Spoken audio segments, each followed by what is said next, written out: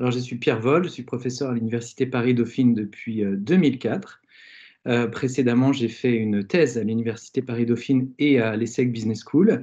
J'ai également un petit peu travaillé comme responsable marketing d'une filiale du groupe Savencia en Angleterre. Et puis ensuite, donc, j'ai basculé, si j'ose dire, vers une carrière académique. Alors, mes centres d'intérêt, c'est essentiellement tout ce qui est relatif aux clients, donc relations clients, expérience client, stratégie client. Et juste pour donner deux exemples de thématiques actuelles, la modélisation des parcours clients avec l'approche design, design thinking, design science, et puis l'étude en fait des comportements des entreprises sur ce qu'on appelle la pratique du test and learn. Donc tout ce qui est pilote, expérimentation, test pour développer les compétences des entreprises et appliquer surtout à l'innovation et à l'expérience client. Voilà, alors depuis 15 ans à Dauphine, j'ai été directeur de la communication et vice-président du conseil d'administration. J'ai également donc dirigé un programme qui s'appelle l'Executive DBA, c'est un doctorat pour les professionnels. Et puis donc plus récemment, j'ai pris la co-responsabilité du parcours conseil et recherche au sein du master marketing et stratégie de Dauphine. Alors, le cours expérience client et création de valeur donc, s'intéresse à deux gros sujets pour la communauté des marketeurs. Alors, soit du côté académique, hein, j'ai eu la chance d'être président de l'Association française du marketing, de voir ces thèmes émerger progressivement, le management de l'expérience client et la création de valeur. Et dans le cadre de ce cours, on essaye de voir la relation entre ces deux gros sujets.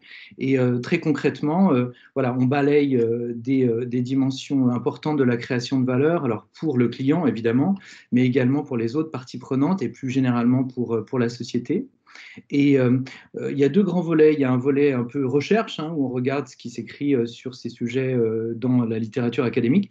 Mais il y a aussi un volet conseil, puisque en fait, le fil rouge de ce cours, c'est la méthode Value Proposition Design qui est proposée par Strategizer et qui est très, très utilisée par les entreprises, par les consultants. Et donc, l'idée générale, c'est un petit peu de questionner cette méthode en regardant les avancées de la recherche et notamment la prise en compte des parties prenantes qui est en fait assez limitée dans la méthode proposée par Strategizer. Voilà, donc le groupe est divisé en deux d'une certaine manière. Il y a ceux qui s'intéressent un peu à la partie académique qui ramènent en fait des réflexions issues de la littérature et qui éclairent l'autre partie du groupe qui lui est plus focalisée sur la méthode et son amélioration. Voilà. Alors, ce cours est utile aux futurs chercheurs parce que voilà, on traite vraiment des réflexions les plus récentes sur la création de valeur dans une optique un peu partie prenante, voire sociétale. Donc, c'est vraiment des sujets importants, hein, à la fois pour la recherche en marketing, mais aussi pour, on va dire, la valeur sociétale de la recherche en marketing. Et puis, c'est important pour les consultants parce que, évidemment, on parle d'une méthode qui est très utilisée, hein, la méthode Value Proposition Design, mais on essaye clairement de la dépasser.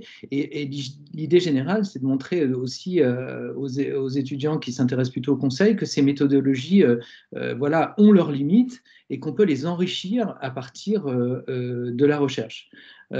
Évidemment, il faut les éprouver aussi dans la pratique. Hein. Ce n'est pas juste la recherche comme ça qui va permettre de faire évaluer la méthode, mais cette évolution bah, voilà, doit se confronter à une pratique des entreprises. Mais clairement, voilà, c'est l'idée générale que la recherche permet d'améliorer les méthodes ou les méthodologies utilisées par les consultants. Alors, la méthode d'évaluation pour ce cours, en fait, elle est double. D'une part, ceux qui ont choisi plutôt le bloc d'enseignement recherche, eh bien, doivent travailler sur une recherche et la présenter, en fait, au groupe.